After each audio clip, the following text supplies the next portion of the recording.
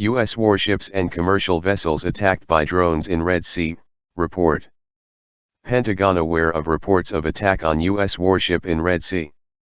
In this image released by the U.S. Department of Defense, the aircraft carrier USS Dwight D. Eisenhower, CVN-69, is returning to homeport at Norfolk, Virginia after operating in the U.S. 5th and 6th Fleet Areas of Responsibility in support of Operation Enduring Freedom on July 2, 2013.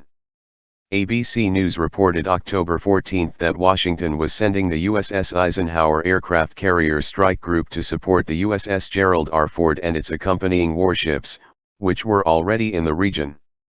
An American warship and multiple commercial ships came under attack Sunday in the Red Sea, the Pentagon said, potentially marking a major escalation in a series of maritime attacks in the Mideast linked to the Israel-Hamas war. We're aware of reports regarding attacks on the USS Carney and commercial vessels in the Red Sea and will provide information as it becomes available, the Pentagon said. The Carney is an Arleigh Burke-class destroyer. The British military earlier said there had been a suspected drone attack and explosions in the Red Sea, without elaborating. The Pentagon did not identify where it believed the fire came from.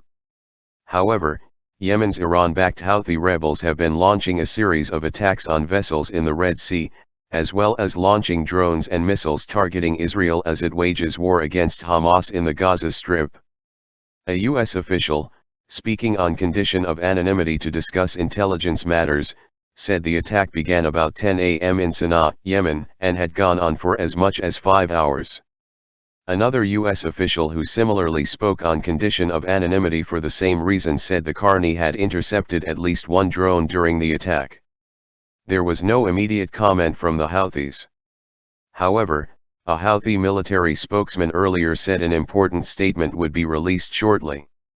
Global shipping had increasingly been targeted as the Israel-Hamas war threatens to become a wider regional conflict even as a truce briefly halted fighting and Hamas exchanged hostages for Palestinian prisoners held by Israel.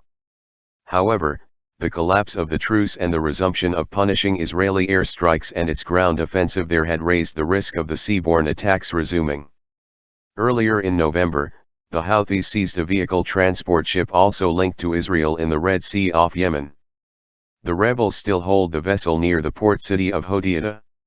Missiles also landed near another U.S. warship last week after it assisted a vessel linked to Israel that had briefly been seized by gunmen. However, the Houthis had not directly targeted the Americans for some time, further raising the stakes in the growing maritime conflict. In 2016, the U.S. launched Tomahawk cruise missiles that destroyed 3 coastal radar sites in Houthi-controlled territory to retaliate for missiles being fired at U.S. Navy ships at the time.